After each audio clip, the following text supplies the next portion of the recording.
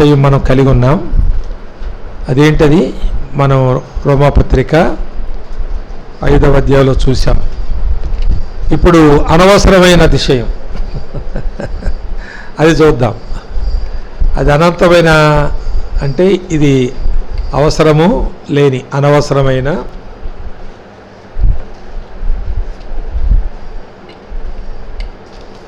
అతిశయాలు.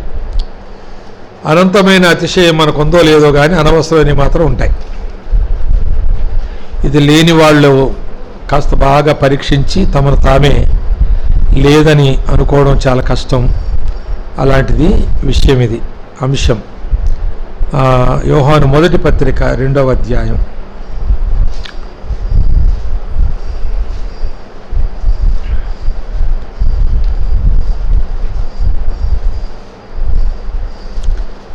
పదహారవ వచనం.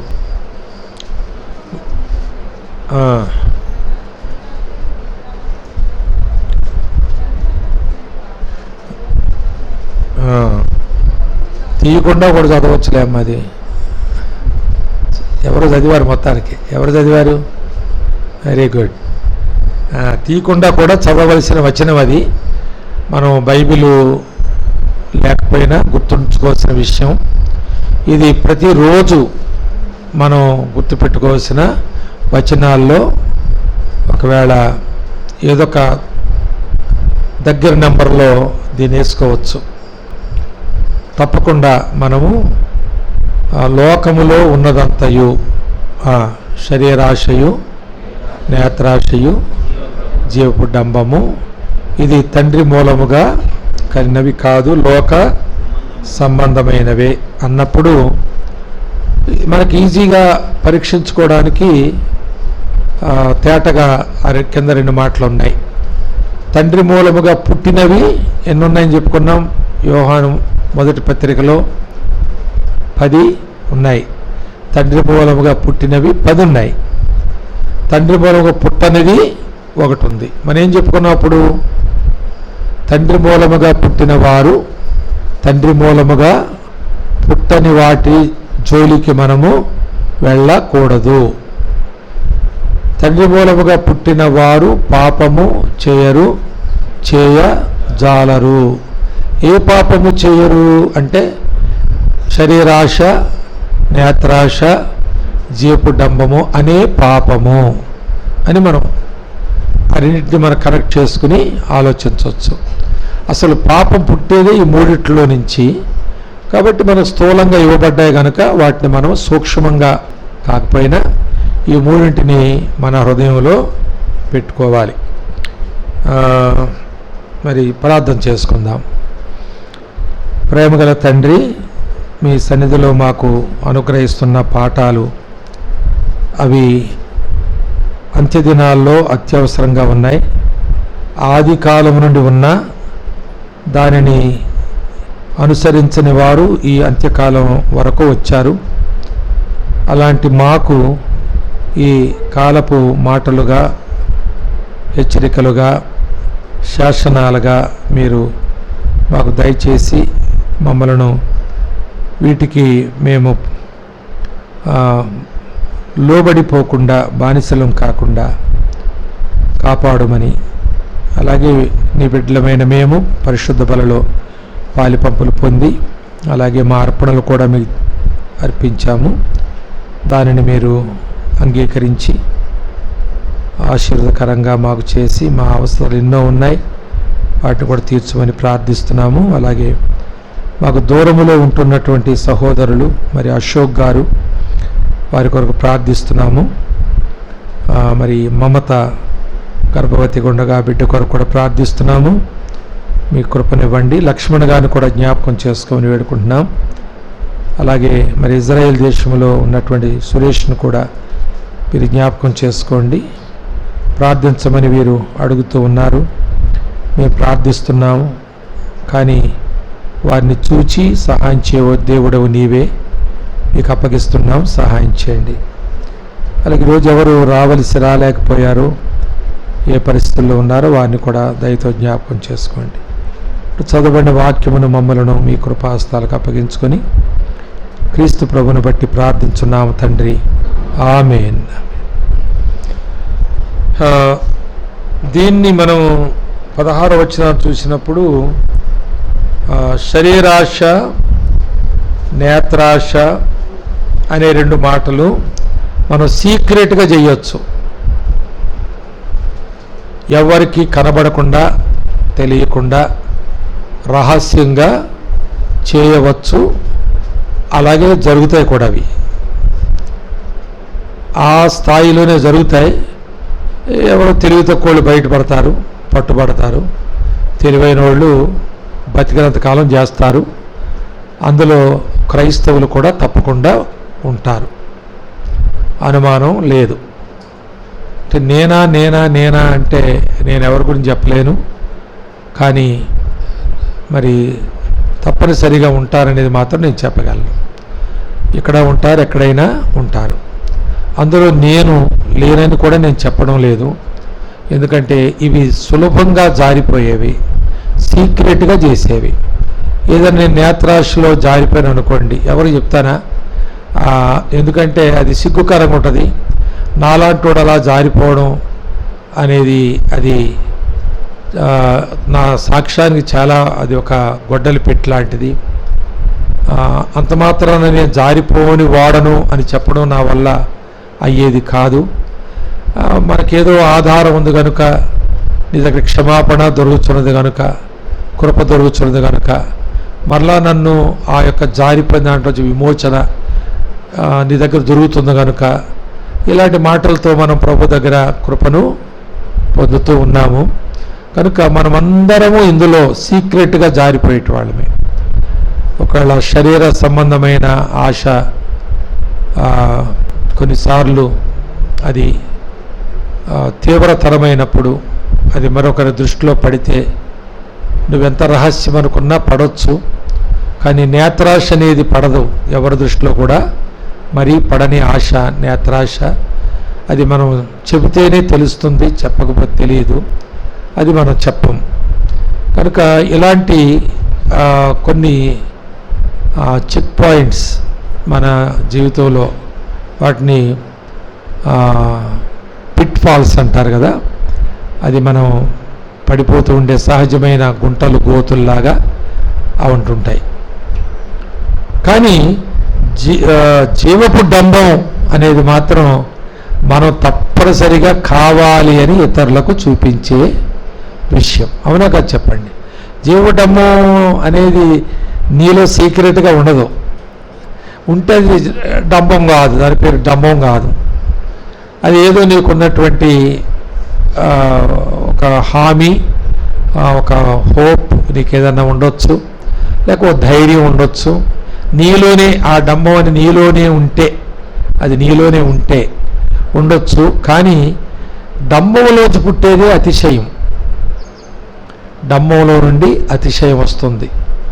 అయితే అతిశయించడానికి డంబం అవసరం.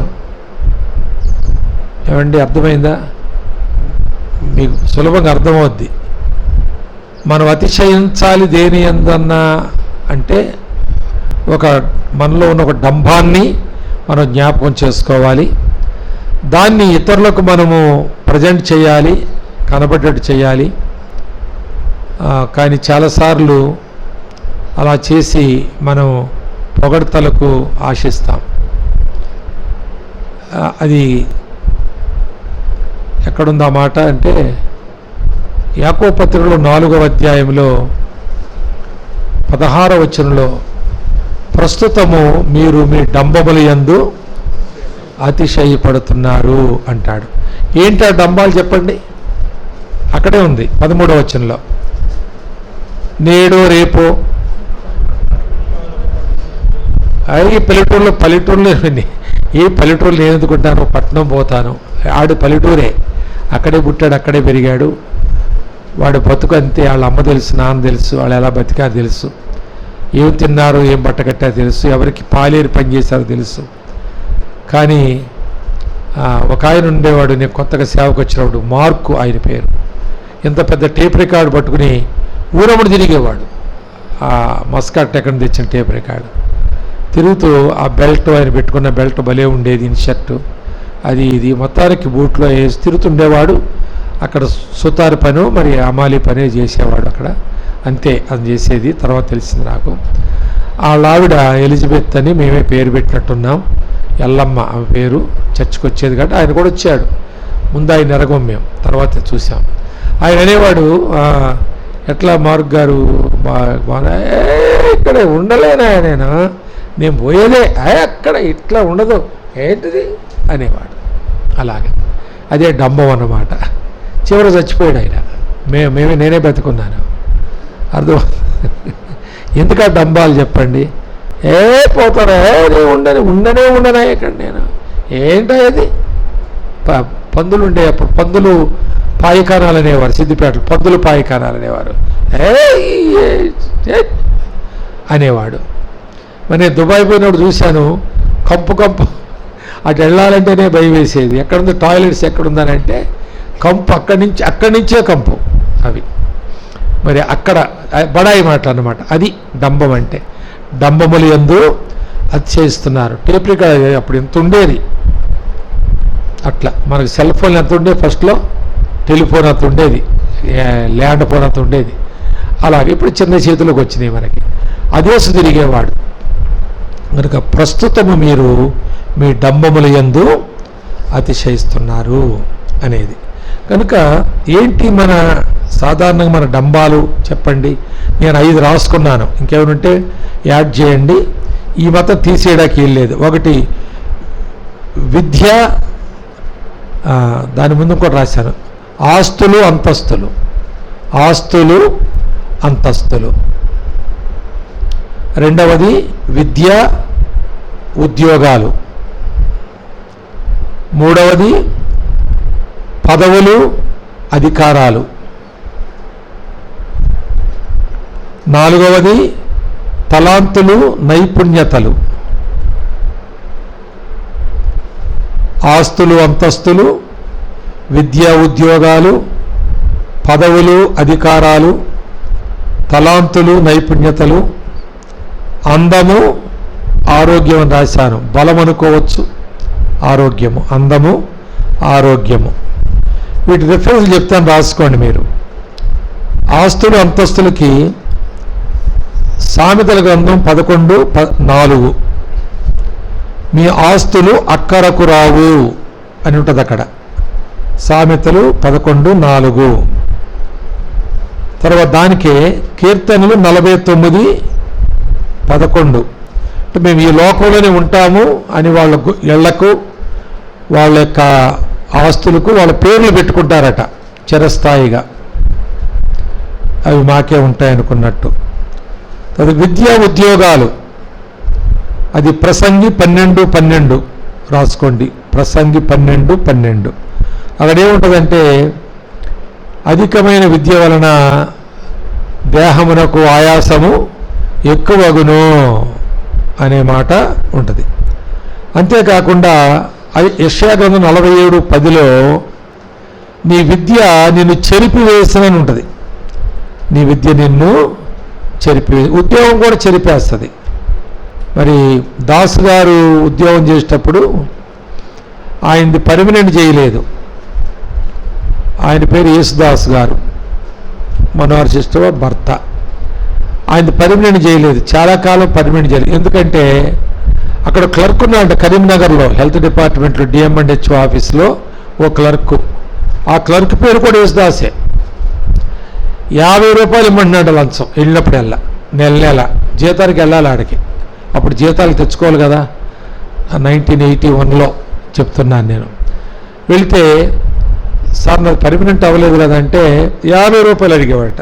నేను అలాగా క్రైస్తవుని కదా, నేను లంచం ఇవ్వకూడదండి, నేను లంచం ఇవ్వలేను అంటే, నేను క్రైస్తవుని లేవయ్యా, ఆడు ఉద్యోగం అని సరిపేసిందా లేదా?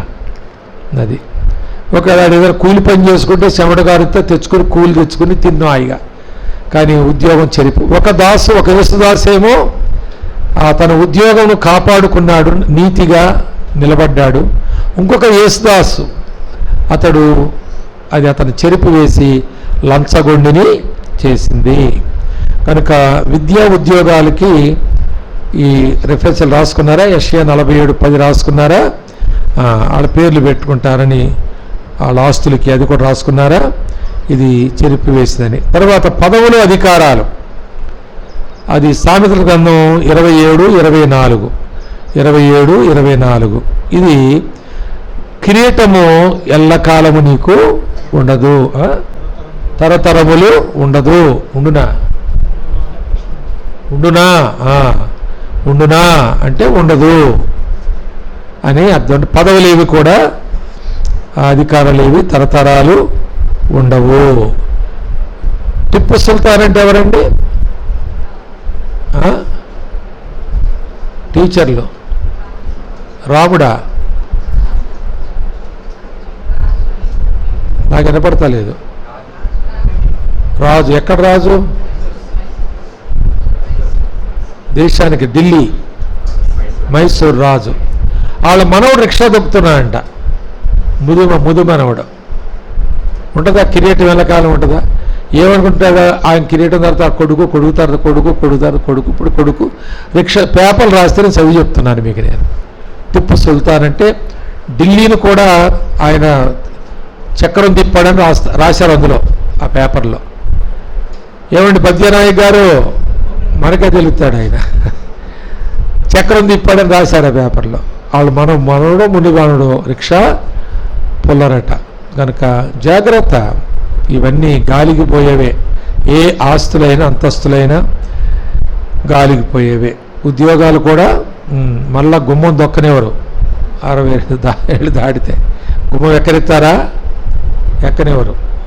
జాగ్రత్త, వాటిని చూసి అతిశయించొద్దు. తర్వాత తలాంతులు, నైపుణ్యాలు. దీనికి ఏమి రెఫరెన్స్ ఇవ్వాలో నాకు అర్థం కాక నాకు అంత పెద్ద ఏం దొరకలేదు. మీరు దొరికితే పెట్టుకోండి.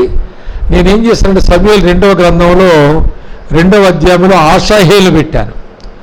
ఆషాహేలు 18వ వచనం నుండి 23 వరకు చదివితే సమూయేలు 2వ గ్రంథం 2వ అధ్యాయం. ఏదో పెద్ద చదివేసేటలాగా నోట్సులు రాసేస్తున్నానని చెప్పనిస్తలేదు మీరు. మళ్ళా చెప్పాల్సి వస్తుంది. చదివేస్తాను నిజంగా వచ్చేవారు అడగనా? నేను ప్రశ్నలు అడగనా? మరి ఈ రిఫరెన్స్లు ఏ రిఫరెన్స్? సరే మరి చూస్తాను. 2వ అధ్యాయం 18లో ఏముంటుందంటే, అతడు లేడీ ఎంత వేగముగా పరిగెట్టగలడు కాబట్టి అబ్నేరుని తరిమాడట. అబ్నేరు అని యుద్ధనీతి గలవాడు, సీనియర్ మోస్ట్ ఆయన సోల్జర్ ఆయన. మరి అలాంటి వాడిని కుర్రగాడు అంటే అభిషై, ఇంకొక ఆయన ఎవరండి, అభిషై అన్నగారు, యోవాబు, అభిషై, ఆషాహేలు నేను లేడీ అంత వేగంగా పరిగెట్టగలను, అబ్నేరుని చంపేస్తానని పరిగెడుతున్నాడు. అబ్నేరు అన్నాడు, లేదురా బాబు, నువ్వు నన్నేం చేయలేవు, నువ్వు చచ్చిపోతావు, రావద్దునంటే లేదు నిన్ను వదలను నేను అని పరిగెడుతుంటే ఆయన ఈటితో కూడా గొడవలేదంట. ఎందుకంటే మన చుట్టం, వాళ్ళ బంధువులు వాళ్ళు. కాబట్టి మీ అన్నకి నేను ఎట్లా మొహం చూపించను యోవాబుకి, వద్దు వెళ్ళిపో, ఇంకా యవనస్తులు ఉన్నారు, వాళ్ళతో ఆయుధాలు పోగు చేసుకొని రేపు యుద్ధం చేయొచ్చు, మళ్ళీ రేపు ఎలాగ యుద్ధం ఉంది కదా, ఆయుధాలని సమకూర్చుకో, పొద్దుపోతుంది, సూర్యుడు అస్తమిస్తున్నాడు, యుద్ధం ఆగిపోద్ది కదా అని అంటుంటే, లేదు నేను చంపాకే సూర్యుడు అస్తమించే ఇంకో 5 నిమిషాలు ఉంది, 5 నిమిషాలు నేను చంపేస్తానని అన్నాడు. కానీ ఏమయ్యాడు?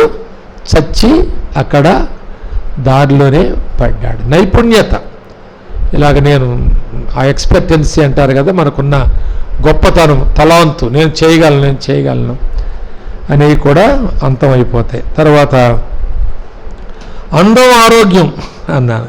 దీని సంగతి ఏంటి? అందానికి కొలమానం ఏంటి అసలు? అద్దమా?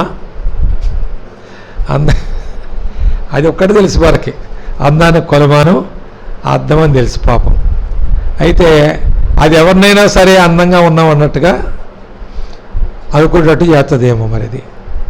అది చేయకపోయినా నీకు నువ్వు అనుకుంటుంటా. అసలు అందానికి కొలమానం ఏంటంటే మరొక మనిషి.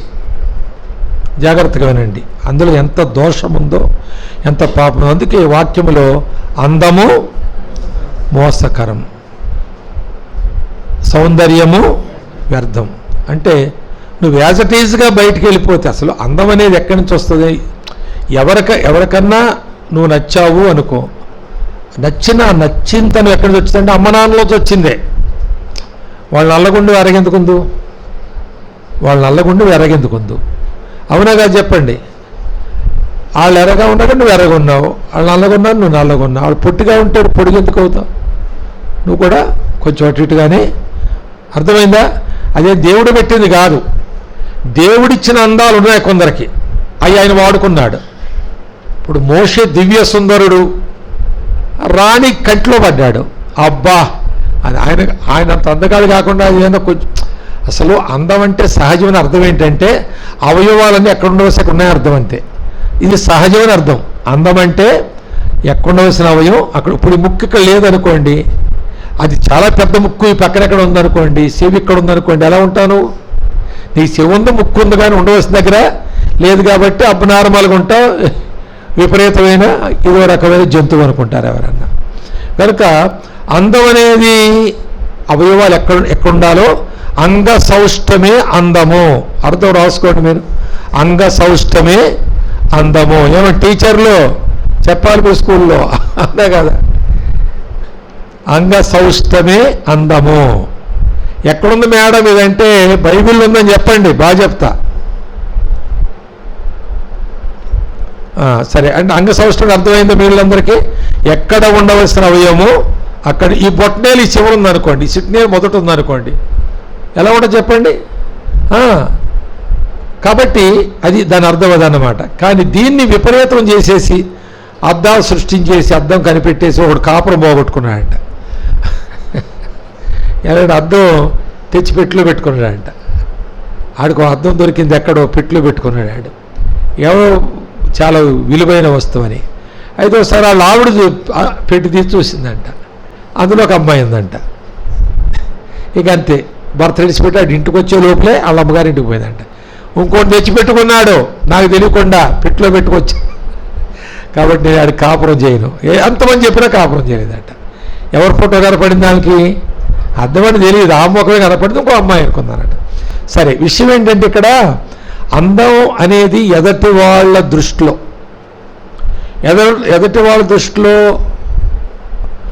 అందము మోసకరం. అది నీ అందం ఎదటి వాళ్ళ దృష్టిలో పడింది అంటే మోసకరం. ఇప్పుడు అందం మోసకరం అంటే చెడ్డదా మంచిదా? మోసకరం అంటే చెడ్డదా మంచిదా? మరి అందం మంచిదా చెడ్డదా? మరి చెడ్డది నువ్వు ఎందుకు ఆశిస్తున్నావు? దాని కొరకు ఎందుకని మేకప్లు, బిల్డప్లు, ఎందుకు అంత ఖర్చు, అవన్నీ ఎందుకు కొనుక్కొని రాసేసుకుంటున్నావు? అంటే ఎవరో నిన్ను చూసి అందమైన వాడవో అందమైన దానవో. మగవాళ్ళు అంత ఎక్కువ అనర్లేండి, ఆడవాళ్ళు అంటుంటారు, ఎక్కువ అంటుంటారు. మరీ జాగ్రత్తగా ఉండాలి. కనుక మనము ఈ చెడ్డదాన్ని ఇంకా ఎక్కువ చెడ్డదిగా చేసి ఒక చెడ్డ ఆలోచనకు కారణంగా మన అందాన్ని మనం వాడుకోకూడదు. అందుకే బట్టలైనా సరే, అలాగే తలదూడమైనా సరే, మనం వేసుకునే చెప్పులైనా సరే, ఆభరణాలైనా సరే, ఇంకా మేకప్లైనా సరే, ఇవన్నీ మనకు తగవు. అంటే ఇవన్నీ కావాలి, కానీ వాటి మితముగా, చాలా మితముగా ఉండాలి. మితం అంటే అర్థం ఏంటంటే అది శుభ్రత అంతే, పరిశుభ్రత అంతే, అంతకుమించి ఏం కాదు. మితం అంటే అంతే. నీవు ఇతరులకు అభ్యంతర కారణంగా ఉండకుండాన్నట్లు అందమును మనము కలిగి ఉండాలి. అంటే అందమంటే శుభ్రత, క్లీన్లీనెస్ అన్నమాట. మనము ఇతరులకు అనుకూలంగా, క్షమించండి, ఇతరులకు అనుకూలంగా, అది అందం అంతే, అంతకుమించి ఏం కాదు, అభ్యంతరంగా ఉండకుండా. కనుక ఇతరుల దృష్టిలో నువ్వు ఇంకా అందంగా ఉన్నావని ఎవరో అంటే, ఇంకా అందంగా ఉండాలని అనుకుంటే, నువ్వు మోసానికి నీ జీవితంలో ఆహ్వానాన్ని పలుకుతున్నట్టు, తర్వాత నాశనము తెచ్చుకున్నట్టు అర్థం. అందుకే మోషే దివ్య సుందరుడు కాబట్టి దేవుడు వాడుకున్నాడు. ఇంకెవరు చెప్పండి? ఎస్తేరు కూడా ఆమె అందమైనది రూపము కలిగిందని 2వ ఎస్తేరు గ్రంథంలో ఆ మాట ఉంటుంది. ఆమె మంచి రూపము కలిగింది, అందువలన వస్తీ ప్లేస్లో సెలెక్ట్ అయ్యింది. మరి కల్దీయుల రాజ్యాన్ని క్రైస్తవ రాజ్యంగా చేసేసింది ఆమె. దేవుడు అందాన్ని కూడా వాడుకున్నాడు. అందము కొన్నిసార్లు శోధన, అది ఎక్కడ చెప్పండి? యోసేపు. ఏమండి? యోసేపు ఆయన కూడా అందమైన వాడు. ఎందుకైనా అందమైన వాడు? వాళ్ళమ్మ అందమైందట. ఆమె పేరేంటండి? రాహేలు. రాహేలు అందమైంది కాబట్టి సేమ్ ఆమె గురించి రాసున్న మాటలే యోసేపు గురించి కూడా రాసున్నాయి. ఆయనకి ఎంతకాలం శోధన, ఎంత పెద్ద శోధన అండి, భయంకరమైన శోధన రోజు రోజు అనుభవించాడు. కనుక అందం అనేది అదొక శోధన. అందం దేవుడు వాడుకుంటాడు. మరి నిజంగా దేవుడు వాడుకునే అందం మనకుంటే అది అవసరమే, తప్పకుండా అవసరమే. దేవా నా అందాన్ని వాడుకో, ఆడెవడో ఈడెవడో ఆమెవరో ఈమెవరో కాదు, దరిద్రం అది మంచి. ఇందాకేముంది అక్కడ? డంబమునందు అతిశయించుదురు. తర్వాత ఏముందండి యాకోబు పత్రికలో 4:16 ఏముంది? అది చెడ్డది. అదేంటండి? అది చెడ్డది. అందమును బట్టి అతిశయించుట చెడ్డది. కనుక మరి ఈ మాత్రం చెబితే చాలు, ఇంకెక్కువ అక్కర్లేదు. మీరు ఆలోచన చేయండి. సరే, ఇంతకు మనం అతిశయించవలసింది దేంట్లో అనేది కూడా మనం చూస్తే ఇర్మియా గ్రంథంలో 9వ అధ్యాయం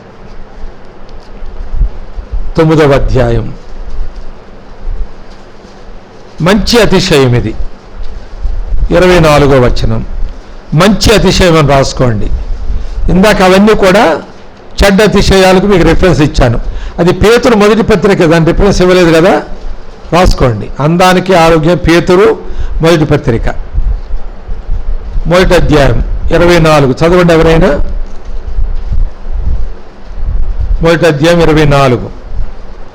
ఇర్మియాలా ఉంచండిలే, మూసేశారా? పేతురు మొదటి పత్రిక 1:24. సర్వ శరీరులు గడ్డిని పోలిన వారు, వారి అందమంతయు గడ్డి పువ్వు వలె ఉన్నది. ఇది యెషయా గ్రంథంలో ఉన్న మాట ఇక్కడ రాశారు. యెషయా 40వ అధ్యాయంలో 6వ వచనం ఉంటుంది.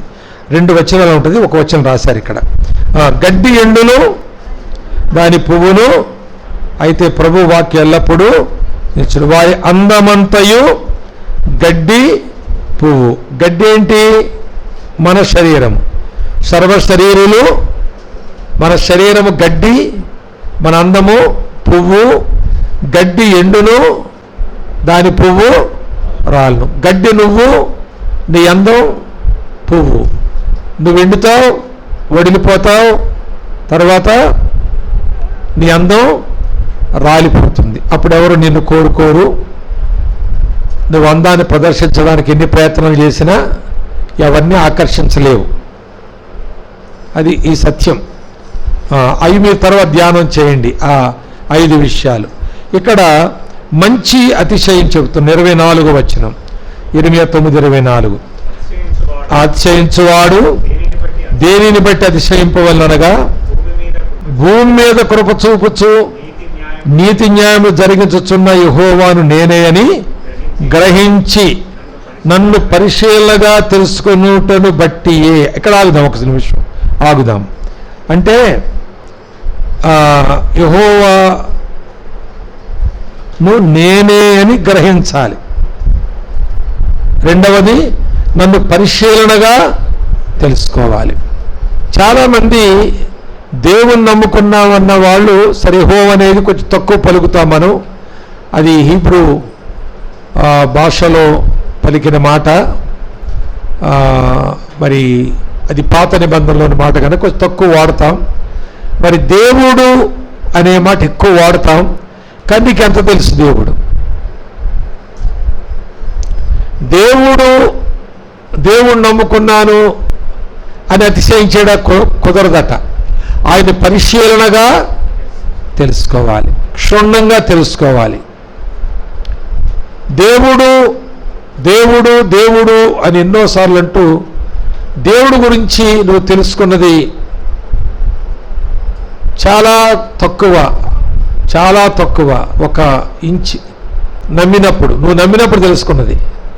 మరి ఆ తర్వాత ఎంత పెరిగావు, నువ్వు ఎంత పరిశీలన చేశావు. దేవుడు అనే వాడెవరో తెలియకుండా మనమే నమ్ముకోలేదు, తెలిసే నమ్ముకున్నాం. కానీ ఎంత తెలుసంటే 1 ఇంచు తెలుసు మనకి. మరి ఆ తర్వాత ఎంత తెలుసు. నిజంగా మన జీవితాలు అభివృద్ధి చెందడానికి, విస్తరించడానికి దేవుని వాక్యం ఎంత మూలమైందో నేను చెప్తాను మీకు. 1978లో జూలై నెల 30వ తారీఖు నేను పాపిని, 31వ తారీఖున నేను పుణ్యాత్ముడిని అయ్యాను, పరిశుద్ధుడిని అయ్యాను. ఒక వాక్యం ద్వారా, పూరా కూడా కాదు, అది సగం వాక్యం. నన్ను గణపరచు వారిని వినండి జాగ్రత్తగా.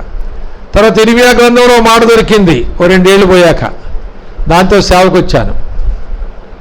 అంతే తెలుసు నాకు. ఇర్మియా గ్రంథం వరకు చదివేశాను, కానీ ఇర్మియా గ్రంథం వరకు నాకేం అర్థం అవ్వలేదు. వరుసగా చదువుకుంటూ వెళ్తుంటే అది తగిలింది ఆ మొదటి అధ్యాయంలో మాట. సేవకు సిద్ధిపేటకు వచ్చేసాను. తర్వాత సిద్ధిపేటకు వచ్చా పని ఏమి లేదు నాకు, కాబట్టి వాక్యం చదువుకుంటున్నాను. పని ఏముంటుంది, కొంచెం అటు ఇటు తిరిగిపోతున్నాను, ఎవరికైనా సువార్త చెప్పే అవకాశం చెప్తున్నాను. అది పెద్ద పని ఏం కాదు నాకు అప్పుడు. బాధ్యత లేని పని, అంటే బాధ్యత లేదంటే ఖచ్చితంగానే ఇప్పుడు 9 గంటలు రావాలి ఇక్కడ, పొద్దున 6 గంటల బస్సు ఉందని నేను 4:30కు లేచాను. ఈరోజు 4:30 లేచి షేవ్ చేసుకోవడం నేను కుదరలేదు నాకు, సాయంకాలం టైం లేక. సరే చేసుకుని అని చేసుకోవాలి కదని లేచి సరే ఇప్పుడే పోయేసారి బస్సు అన్నాడు. ఎందుకు కంగారు నాకు చెప్పండి, ఎందుకు ఇక్కడ 9కి నేను ఉండాలి, ఇక్కడ నాస్తా చేయాలి, మీరు రాకముందు కూర్చోవాలని ఒక ఆశ నాకు, నేను లేటు కాకూడదని. సరే మొత్తానికి అలాంటి నిర్బంధం నాకు ఏమి లేదు అప్పుడు. నా ఇష్టం, నన్ను అడిగేటాళ్ళు లేరు, ఏమి లేరు. కాబట్టి మరి వాక్యం ఎక్కువ చదువుకునేవాడిని. ఇంకొంచెం వాక్యం దొరికింది. ఆ తర్వాత ఏమైంది, ఇంకా ఆ ఊరు వేరే ఊర్లో వెళ్ళడం మొదలెట్టాను. ఒకసారి బలాషా కూడా వెళ్ళాను. విగ్గయ్య వచ్చి మా ఇంటికి వచ్చేటప్పుడు ఏదో సేవకుడు వచ్చాడనే ఉద్దేశంతో జయరాజు అన్నను బట్టి వచ్చాడు. వచ్చి ఏదో మొత్తాన్ని వాక్యం నా బైబిల్ చూశాడు, ఏదో నోట్స్ చూశాడు.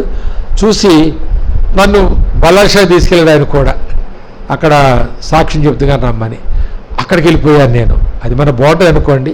అది ఇంకా వాక్యం చదువుకోవడం మొదలెట్టి ఇంకా చదువుతున్నాను. వేరే రాష్ట్రాలకు వెళ్ళడం మొదలుపెట్టిన, ఇంకా చదువుతున్నాను. దేశంలో కొన్ని రాష్ట్రాలు ఇంకా చదువుతున్నా, విదేశాలు కూడా వెళ్ళిపోయాను. దీనంతా ఎలాగెళ్ళని చెప్పండి, నేను వాక్యం పెట్టా. అది లేకపోతే ఎక్కడికి వెళ్తాను నేను, అది లేకపోతే ఇక్కడికే వచ్చేవాడు కాదు నేను.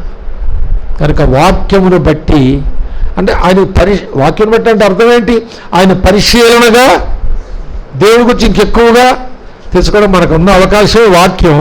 కాబట్టి ఇంకా ఎక్కువ తెలుసుకునే కొద్దీ నేను పోతా ఉన్నాను. మరి ఇంకెంత దూరం పోతానో తెలియదు, ఎక్కువ తెలుసుకోలేకపోతున్నాను అనుకోండి. ఇప్పుడు ఈ మధ్యలో ఇంతేనే ఒకవేళ, కానీ మొత్తానికి అయితే ఇంత అయితే అయ్యాను కదా. దేనివల్ల అయ్యాను నేను, నాకు రికమెండేషనా, నాకెవరన్నా నాకు వెనకాల నన్ను పెద్దోడు చేసే వాళ్ళు ఉన్నారా? నాకంటే మరి నేను ప్రభులో నడిపించిన కొందరు అమెరికా వెళ్ళి వచ్చారు. వాళ్ళు ఎలాగెళ్ళారంటే రక్షించబడి కొద్ది కాలానికే ఉద్యోగం మానేశారు. కొండాళ్ళు సేవకు వచ్చారు, ఏదో స్థలం తీసుకుని ఏదో కట్టుకున్నారు. వాళ్ళందరూ అమెరికాలో ఉన్నాడు, అమెరికా వెళ్ళిపోయాడు ఆయన. వాళ్ళందరూ మంచి ఫండ్స్ అక్కడ గ్యాదర్ చేసిన. మా తమ్ముడు సేవలు సమర్పించుకున్నాడు, ఆయన ఇన్కమ్ ట్యాక్స్లో పనిచేసేవాడు. ఉద్యోగం చేసే గొప్ప విషయం కదా. నాదో చిన్నపాటి ఉద్యోగం, ఆయన పెద్ద ఉద్యోగం, చాలా డబ్బులు వస్తాయి తర్వాత. అలాంటి వాడు రాజు ఏం చేశాడంటే అమెరికా వెళ్ళిపోయాడు. వాళ్ళు అన్నున్నాడు అక్కడ అప్పటికే. ఆయన అందరికి ఇంట్రడ్యూస్ చేశాడు, అందరూ చదువు. ఇప్పుడు పెద్ద సంస్థ అయిపోయింది ఆయన హైదరాబాద్లో. నాకు ఎప్పుడో గుర్తొచ్చి నేను ఫోన్ చేస్తే ఆయన ఎత్తలేదు. ఆ తర్వాత ఫోన్ చేసి, అన్న నేను గిల్టీగా ఉండి ఎత్తలేదు మీ ఫోన్ అన్నాడు. ఏంటంటే నేను మీ ద్వారా ఇలా వచ్చి నేను ఈరోజు మీరు మర్చిపోయినట్టయింది. మీతో ఫోన్ చేయించుకున్నాను నేను, ఆ ఫోన్ నాకు ఎత్తబుద్ధి అవ్వలేదు. నేనే చేయాలనుకుని కొంచెం గ్యాప్ ఇచ్చేస్తున్నాను, మీరు చేసింది ఎత్తడం నాకు అవమానం అనుకున్నాను అన్నాడు. కానీ మరి నేను ఆయన క్యాంపస్ నిలబడితే నేను ఏదో పానకూర పొడకలా ఉంటాను, ఎంతో చాందారుగా ఉంటుంది. ఆయన పిల్లలు ఎంతో బాగుంటారు. మరి కనుక అది వాక్యం ద్వారా అయింది కాదు, క్షమించండి, ఆయన కూడా నన్ను క్షమించుగాక, మంచి సేవకుడే, కానీ వాక్యం ద్వారా అయింది కాదు. అది అలాగిలా రికమెండేషన్లు ఎవరో ఆధారం. కానీ వాక్యం ద్వారా ఎంతవరకు అయ్యామో అంతే పరలోకంలో అంగీకరించబడద్ది, దానికే బహుమానం ఉంటుంది అని నేను ఎరుగును. కాబట్టి ఆడికి వెళ్ళినప్పుడు నేనేమీ ఫీల్ అవ్వను, ఇన్ఫీరియారిటీ నాకేమి ఉండదు. బాగున్నా తమ్ముడు, రెండు తమ్ముడు కూర్చుందంట అని అన్న, రండి అన్న. ఆయన భార్య పేరు స్వర్ణ అంటది, అన్న అప్పుడు మేము ఆ దినాల్లో ఆ మురికివాడలో స్లమ్స్లో పనిచేస్తున్నాడు, మీరు మాకు సహకరించడం మేము మర్చిపోలేదన్నా అని చాలా సంతోషంగా ఆ అమ్మాయి కూడా స్వీకరిస్తుంది. కనుక వాక్యము ద్వారా పరిశీలన చేయడం ద్వారా అతిశయించండి. అందుకు అతిశయించాలి. నేను ఆ దేశం పోయాను, నా అతిశయం ఏంటంటే వాక్యం తీసుకెళ్ళేదని అన్నాం, అంతే. ఈ దేశం పోయాను ఎందుకంటే వాక్యం తీసుకెళ్ళింది. అక్కడ నేను ఏం చేశాను అంటే వాక్యం చేశాను, అంతే. కువైట్ పోయాను, నేను 10 రూపాయలు తెచ్చుకోలేదు అంటే ఆయన ఎవరో ఎయిర్పోర్ట్లో డబ్బులు జైలు పెట్టాడు కాబట్టి అవి మార్చుకుంటూ కొన్ని డబ్బులు వచ్చినాయిలేండి. ఇక్కడ ఆయన ఎవరో నాకు టిప్స్ కింద ఇచ్చాడు అలాగా అన్నా అని. ఒక ఆయన డ్రైవర్తో 100 దినారాలు పంపించాడు. అంతకుముందు వచ్చిన ₹1 నేను తీసుకోలేదు. అసలు ఐగుప్తు అదని ఏమంటారండి, కువైట్ నుంచి ఎలా వెళ్తానో రావాలని వెళ్ళాను, నేను ఏం తీసుకోలేదు. డ్రైవర్తో పంపించాడు ఒక ఆయన, నన్ను డ్రాప్ చేసి ఆయనతో పంపించి, అబ్బో అయ్యగారు నన్ను ఉద్యోగం తీసేస్తారు మీరు తీసుకోకపోతే అంటే ఆ 100 తీసుకున్నాను, 28,000 వచ్చేది దానికి. ఒక ఆయన కాఫీ తాగని 10 పెట్టాడు, 2,800 వచ్చింది ఆ 10కి.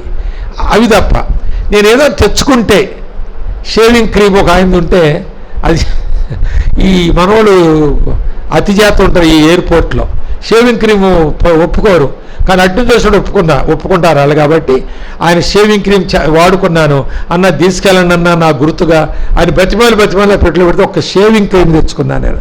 అక్కడి నుంచి నేను ఏమీ తెచ్చుకోలేదు. అక్కడి నుంచి నేను అంటే మీకు ఎందుకు చెబుతున్నానంటే, నేను ఇవ్వడానికి వెళ్ళాను అక్కడికి. ఏమి ఇవ్వడానికి వెళ్ళాను అంతే. వాళ్ళు ఇచ్చే డబ్బు దానికి ఎంత అనిపించింది నాకు. నేను డబ్బు తీసుకోకూడదని తీసుకోలేదని కూడా కాదు, ఎన్నో చోట్లకి ఇచ్చారు తీసుకున్నాను. కానీ ఇక్కడ ఒక సవాల్తో వెళ్ళాను నేను, దాన్ని నిలబెట్టుకుని అనుకున్నాను. మీ ముందు కాలు రగరేసుకుని సాక్ష్యం చెప్పగలుగుతున్నాను, అవునా కదా? కనుక మనము దేవుని వాక్యము చేత అభివృద్ధి చెందాలి, ఆ దాని అందు అతిశయించాలి. తర్వాత గొప్ప మాట ఉందో చూడండి, తెలుసుకున్న బట్టి అతిశయింపవలెను. చదవండి మరి అసలు చెప్పేది అదే. మరి మీకు ఏంటంటే ఏం చదవమన్నాను మిమ్మల్ని? ఇర్మియా 9:24 చదవండి, చివరి మాట. అట్టి వాటిలో నేను అది. ఒక మాట గట్టిగా రాసుకోండి, మీరు నోట్స్లు రాసుకుంటారు. ఇక్కడ ఈ పైన ఈ ఖాళీ ఉంటుంది బైబిల్ పైన, ఇక్కడ రాసుకుంటారు, అక్కడ రాసుకోండి. ఏమనంటే, మనము దేని యందు అతిశయిస్తున్నామో దాని యందు దేవుడు ఆనందిస్తే దాని యందు మనం ఎల్లప్పుడూ అతిశయించవచ్చు అని రాసుకోండి.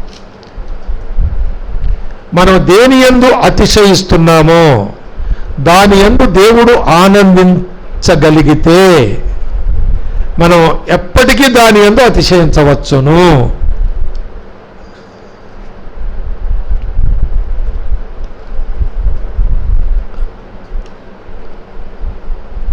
ఒక్కళ్ళు చదవండి, ఏమి రాశారు?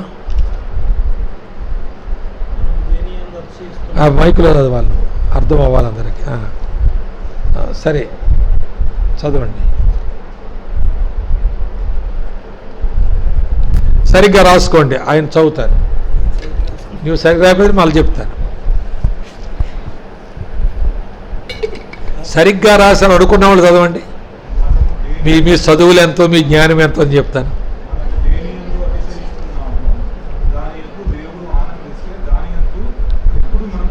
Very good.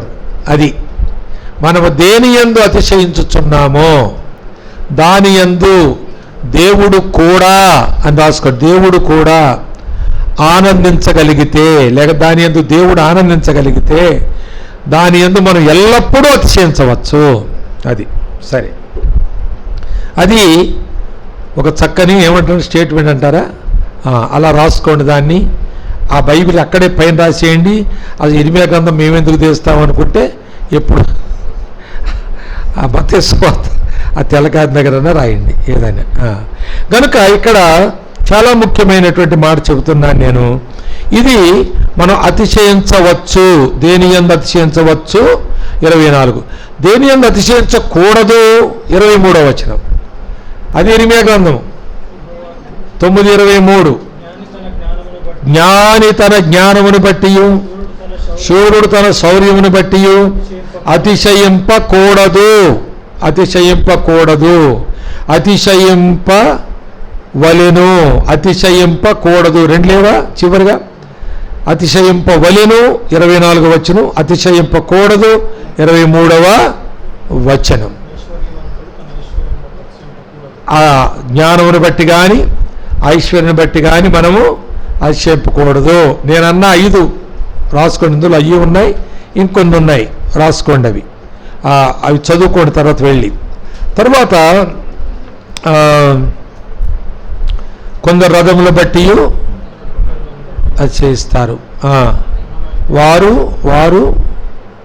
మనమైతే నామనందు అతిశయిస్తున్నాం. వారు కృంగి నేలను పడి ఉన్నారు చక్కగా.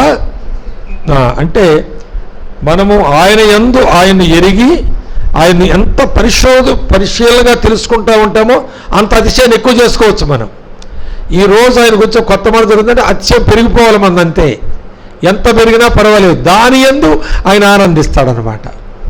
నన్ను తెలుసుకుంటున్నాడు అనే దాని యందు ఆనందిస్తాడు.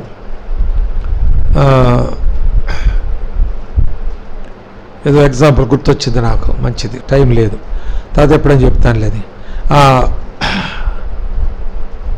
గనుక మనము రథములు గుర్రములు అంటే అర్థం ఏంటంటే మన ఉన్నతమైన స్థితి, అది దాని అర్థం.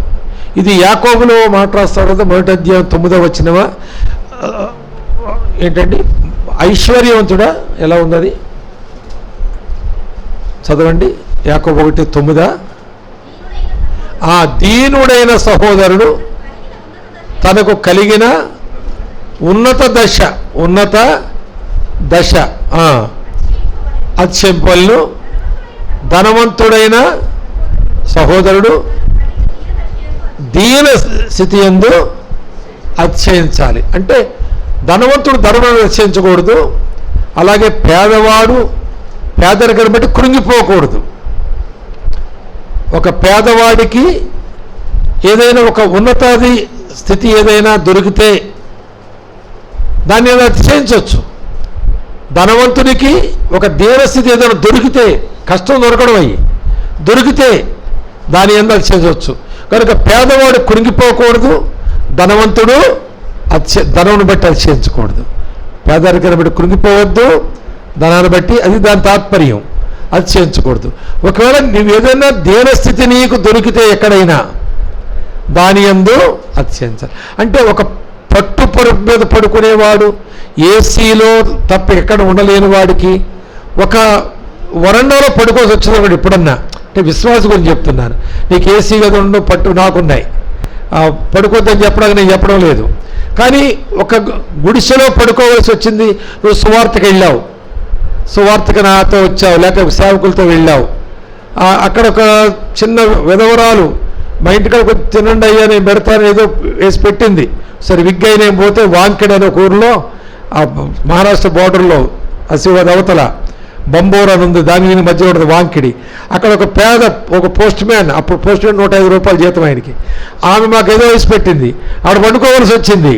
పండుకోవడానికి ఒక చినిగిపోయిన ఈతాకులు సాపు ఉంది, అటు ఇటు ఊడిపోయింది, ఇక మిగిలితే గోరి బట్ట ఉంది, అదేసి మేము పడుకోవాలి. మా దగ్గర ఏమీ లేవు, మేము వెళ్ళే దగ్గర బాగుంటుంది, ఏదో చేతున్న వాళ్ళు మాకు, కానీ పట్టుబట్టింది, వెళ్ళనివ్వలేదు. ఆయన వస్తాడు, ఆయన వచ్చి బాధపడతాడు, మీరు వెళ్ళిపోయి ఎంత ప్రేమో పడుకున్నాం. ఇప్పుడు విగ్గయ్య అమెరికా దేశం వచ్చాడు, ఆయన ఏసీలు ఉండొచ్చు, అప్పుడు నాకు లేవనుకోండి, నాకు పర్లేదు, కానీ అక్కడ పడుకున్నాడు. కారం వేసి పెడితే ఆ కారం సుర్రుమంటుంది నాకే, ఆయన ఎంత చూస్తున్నాడు. నేను ఆయన ఏం చేస్తానంటే నోట్లో ముద్ద పెట్టుకుని నీళ్ళు వేసేసిన అనేస్తున్నాడు. ఆమె ఇంతలో వచ్చి, అయ్యా పిల్లోడు శంకర్ వదలలేదు, చిన్న పిల్లాడు ఏడుతున్నాడు, ఎలాగుండారో ఏంటో, కుదిరిందో కుదరలేదు, ఉప్పు కలిసిందంటారు కదా అని అడుగుతుంటే, ఇది వేరొక రుచిలో ఉందమ్మా అన్నాడు ఆయన. ఏ రుచి అంటే కారం రుచి, అదనమాట, మంట అది. కనుక దీన దశలో అతిశయించాలి. ఇప్పుడు ఎంత అతిశయం అండి ఆయన చూస్తే, మరి ఆయన ఎంత అతిశయించాడో ఆయన చెప్పుకోలేదు, నేను చెప్తున్నాను మీకు. అది కూడా కాదు, ఇంకా దీనస్థితి వస్తే ఆయన చెప్పుకోడు అలాంటిది. అయితే ఇక్కడ మనం గుర్తించవలసింది ఏంటంటే, విషయాల్లో కూడా మనం ఆత్మీయంగా అతిశయించొద్దు. అతిశయించదగిన విషయాలు ఉంటాయి మన లోపల కొన్ని, అయినా మనం అతిశయించవద్దు అనే మాట ఎక్కడుంటుంది? కొరింథీ 2వ పత్రిక 12వ అధ్యాయం 1వ వచనం చూడండి. 1వ వచనం. అలాగే ఏమైనా గలతీ పత్రిక 4వ అధ్యాయం 6వ అధ్యాయం 14వ వచనం.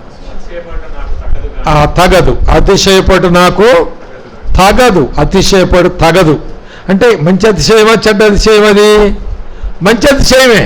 ఒక దర్శనం ఉంది ఆయన దగ్గర, అది నిజంగా ప్రభు ఇచ్చిన దర్శనం, ప్రభు ఆయన కావాలని ఇచ్చాడు, నిజంగా అది చెప్పుకోదగింది, చెప్పుకుంటే తప్పే, అబద్ధం కాదు, తప్పేం కాదు, ఎక్స్ట్రేం కాదు, అది అవసరమైనప్పుడు చెబుతున్నాడు. జాగ్రత్త జాగ్రత్త. అతిశయింప వాటిని విషయంలో కూడా అతిశయింప తగదంటాడు. 14వ వచనం గలతీ 6:14. అతిశయించుట నాకు దూరమవునుగాక, అతిశయించుట నాకు దూరమవునుగాక.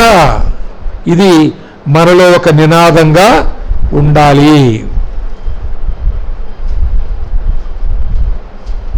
కొరింథీ మొదటి పత్రికలో 4వ అధ్యాయంలో ఒక 5 నిమిషాలు దాటింది కానీ ఈ వచనం కూడా చూడండి. 4వ అధ్యాయంలో 7వ వచనం చదవండి. 7వ వచనం.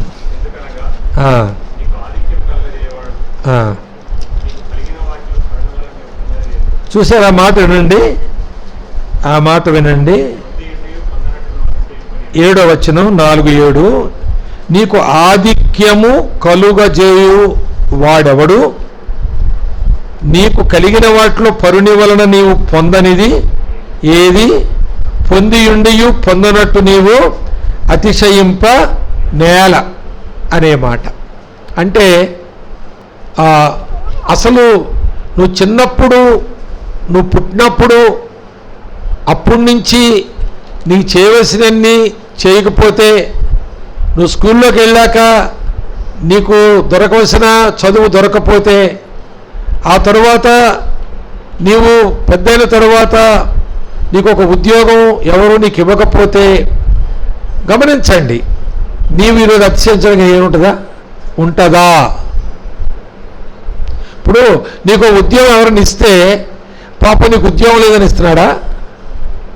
చెప్పరేమండి వేణుగారు, మీరు చెప్పండి, మీరు చెప్తే తప్పు ఉండదు. పాప నీకు ఉద్యోగం లేదని ఉద్యోగం ఇస్తున్నాడా? అలాగిస్తే అందరికీ ఇవ్వాలి. మరి ఆడికి కావాలి, నువ్వు నీ పని, ఆడికి 1,00,000 వస్తాయి, నీకో 10,000 ఇస్తాడు. ఆడి కొరకు నేను చిన్న పాలేరు పెద్ద పాలేరు అంటారు కదా, ఇక అంతే, తేడా ఏమి లేదు, ఎక్కువ తక్కువ ఏమి లేదు. అందుకే ఆఫీసర్ ఉంటాడు, ఆఫీసులో క్లర్క్ చెప్పరాసి ఉంటాడు, చిన్న పాలేరు, వీళ్ళు పెద్ద పాలేరులు అంతే. కాబట్టి మనం అతిశయించడానికి ఏముందండి? నువ్వు కూడా ఆడికి అవసరమయ్యే నిన్ను ఉద్యోగాన్ని పిలిచాడు, అటెండర్ కూడా ఆడికి అవసరమే పిలిచాడు, ఆడు ఎక్కువ సంపాదించడానికి నీకు తక్కువేదో మొఖాన పడేస్తున్నాడు, మురిసిపోతున్నావు, మళ్ళా హెచ్చుతగ్గా అక్కడ చూస్తున్నావు. ఎవరి పని వాళ్ళకు ఉంటుంది, పని చెప్పవలసి ఉంటారు, చేయవలసి ఉంటారు. అది అర్థం చేసుకో. దేవుని బిడ్డల కొరకు ఈ పాఠాలు ఇవి, బయట వాళ్ళ గురించి కాదు, మన అధికారాలు చెలాయించడం కాదు. ఎవరైనా మన దగ్గరికి ఓ పని చేయడం కొరకు, ఏదో సంతకాల కొరకు, ఓ పని కొరకు వస్తే, బాబు రా కూర్చొని, అయినా నీలాంటి వాళ్ళు ఉండబట్టే నాకు ఉద్యోగం దొరికిందని చెప్పాలి. ఇప్పుడు ఆయనకి ఆ పని లేదనుకోండి, నీకు ఉద్యోగం ఎందుకు వస్తుంది నీకు? అంతేనా? ఇప్పుడు వచ్చిన వాళ్ళందరూ ముద్రలు వేయాలి, ఓ పేపర్, అదో ఉద్యోగం అనుకుందాం, అటెండరు. అన్నీ పాస్ వేస్తాయి, ఈయన ముద్ర వేస్తాడు, ఆఫీస్ ముద్ర వేస్తాడు. ఈ ముద్ర వేసి పని లేకపోతే అటెండర్ ఉద్యోగం ఎందుకు దొరుకుతుంది వీడికి? కనుక ఎవరన్నా పట్టుకొస్తే ఉండవా వేస్తారు, మధ్యాహ్నం టైం అయిపోయింది, మేము తినొద్దా, పొద్దునుంచి ఊరు చెయ్యి అలిసిపోతాం, ముద్రలు వేసేస్తున్నాను నేను, నువ్వు మధ్యాహ్నం అలా కాదు బాబు, మీరుండబట్టే నాకు ఈ ఉద్యోగం దొరికింది. ముద్రలు వేసేదానికో పనివాడు కానీ అడ్వర్టైజ్మెంట్ ఇస్తే నేను అప్లై చేసుకున్నాను బాబు, నాకు దొరికింది ఇది, కాబట్టి రానైనా నేను భోజనం తర్వాత చేస్తాను కానీ నీకు ముద్ర వేసి పంపిస్తానని చెప్పాలి. క్రైస్తవుడు చేయవలసిన పని అదండి. అర్థమవుతుందా? బయట కూర్చో, తర్వాత సార్ మీరు బయట కూర్చొని అక్కడే కూర్చున్నారు సార్ నేనంటే, ఇప్పుడు కాళ్ళు లేదాక అర్జెంట్ ఫోన్ వచ్చి వెళ్ళిపోతా, రేపురా. ఏంటండి ఆడు క్రైస్తవుడా? అది కనుక అతిశయింపదగిన తగని వాటిలో అతిశయిస్తున్నాం మనం, అతిశయింపదగిన వాటిల్లో కూడా మనం అతిశయించకూడదు. అందుకే చెడ్డ అతిశయము మంచి అతిశయం అక్కడే మనం చూసాం. ఎక్కడ? ఇర్మియా గ్రంథంలో చూసాం. జాగ్రత్తగా ఉందాం. మనము ఈ చిల్లర అతిశయాలతో మనం బ్రతకొద్దు. మనం వృధాతిశయం అన్నారు కదా ఇందాక, ఎక్కడో ఉంటుంది అది, గలతీ 5:26, గలతీ 5:26, తర్వాత ఫిలిప్పి 2:3 అనుకుంటా. వృధాతిశయం గలతీ 5:26 అంటే వృధాతిశయం. అక్కడ ఏం రాశాడు? చదవండి. వృధాతిశయంతో మీరు ఒకరి మీద ఒకరు వివాదము రేపకయు అసూయ, ఇదన్నమాట. ఏంటి అతిశయంతో వివాదాలు రేపుతారు? అమ్మ వినాలి, నోట్సుల తర్వాత గలతీ పత్రిక 6:26 5:26 అన్నాను, ఇంకేంటి రాసుకోవడానికి, ఎన్నిసార్లు చెప్పను. తర్వాత ఫిలిప్పి పత్రిక 2:3 అది కూడా చదువుతా తీయండి. ఒకరి వివాదము రేపకయు, వివాదం ఏంటి అర్థం? అతిశయమే. నాది కరెక్ట్ అంటే నాది కరెక్టు, అసూయ చేత కక్ష చేత కాదు. ఇది ఇక్కడ ఫిలిప్పిలో కక్ష చేత. చదవండి.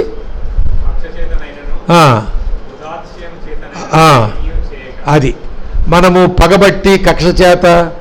చాలాసార్లు ప్రియులారా అసలు నువ్వు నీ మీద పగబట్టుకోవాలి. ఎవరిని పగబట్టుకున్నారు అలాగా? నీ మీద నువ్వే పగబట్టుకున్నావు ఎప్పుడైనా? అర్థమవుతుందా ఈ సైకాలజీ? ఏంటి పగంటే, నువ్వు ప్రభువులో మారడానికి తీర్మానం చేసి మారడం లేదు, నీ మీద నువ్వే పగబట్టుకోవాలి. నీవు దిద్దపడడం లేదు, నీ మీద నువ్వే పగబట్టుకోవాలి. కానీ దిద్దపడని మరొకరి మీద ఎవరైనా ఒక చిన్న తప్పులో దొరికితే వారిని పెద్ద సాగదీసేసి ఇంకెక్కడెక్కడియో తవ్వేసి అన్నీ పట్టుకొచ్చి ఆయన ముందు ఒక పెంటను పెట్టి నువ్వు పెంట మనిషి అని చెప్పడం సులభమే మనకి.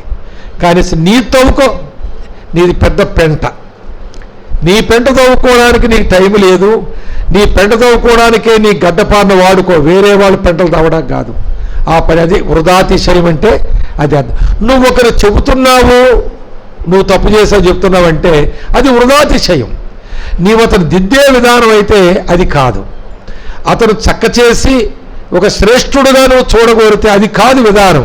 నీ ఇంటికి పిలుచుకోవాలో లేక నువ్వు వాళ్ళ ఇంటికి వెళ్ళాలో, చక్కగా కూర్చొని ఒక మంచి సహవాసం చేయాలి, నువ్వే ఒక బిర్యానీ పొట్టలం పట్టుకెళ్ళాలి, ఆయనకి ఇష్టమైంది నువ్వు పెట్టాలి, కూర్చోబెట్టి మాట్లాడాలి. అన్నా నీతో ఒక మాట చెబుదామని ఈ మధ్యన ఒక రూల్ పెట్టుకున్నాం మేము. ఆ రూల్ ఏంటంటే, అంటే ఒక ఆయన చెప్పాడు ఆ రూలు, నువ్వెవరి గురించి అన్నా ఒక చెడ్డ మాట దిద్దాలంటే, తప్పు మాట చెప్పాలంటే ఆయన గురించి 2 మంచి మాటలు చెప్పు ముందు. ఆయన గురించి మంచి మాటలు ఏమీ లేవని దృష్టిలో చెడ్డ మాట చెప్పే హక్కు నీకు లేదు. మేము ఈ మధ్యన విన్నాం, ఆ రూల్ పెట్టేసుకున్నాం మేము. మంచి రూల్ అది, ఇంట్లో కూడా పెట్టేసుకున్నాం ఆ రూలు. కనుక ఒకరినొకరి గురించి మాట్లాడాలంటే మనమే ముందు కొన్ని మంచి మాటలు చెప్పుకుందాం. కనుక అతిశయం అనేది శరీరాశ నేత్రాశ సీక్రెట్గా జరుగుతాయి, కానీ అతిశయం బహిరంగంగా అది బహునీచమైంది. ఎందుకంటే ప్రజల దృష్టిలో పడదు కాబట్టి. ఇక అది ప్రభు క్షమించవచ్చు, ఏది నేత్ర శరీరాశ, కానీ మనుషుల దృష్టిలో పడింది వాళ్ళు సులభంగా క్షమించరు మనల్ని. జాగ్రత్త, అది జీవితకాలం ఆ మచ్చ నీకు అలాగే ఉంటుంది. కనుక అతిశయం అనేది నిన్ను రెచ్చగొట్టి ఇతరుల చేత నీవు పొగడ్తలు పొందడానికి కారణమైతే నిన్ను నీవు అణుచుకోవడం అనేది నేర్చుకోవాలి. కనుపరచకుండా ఉండడం నేర్చుకోవాలి. నీకు పెద్ద హోదా ఉంది, కానీ నీ దీన దశ ఏంటో గుర్తు చేసుకుని అందులో నువ్వు అతిశయించాలి. దాని యందు ప్రభువు ఆనందిస్తాడు. ప్రజలు కూడా అంత గొప్ప వ్యక్తి ఎంత సింపుల్గా ఉన్నాడండి, ఆయనకి ఏం తక్కువండి. ఆ సింపుల్సిటీ అనేది నీ దీనదశ. అది దేవునికి ఇష్టమే, ప్రజలకి ఇష్టమే. దాని నువ్వు అతిశయిస్తే దేవుడు ఆనందిస్తాడు. ప్రార్థన చేసుకుందాం.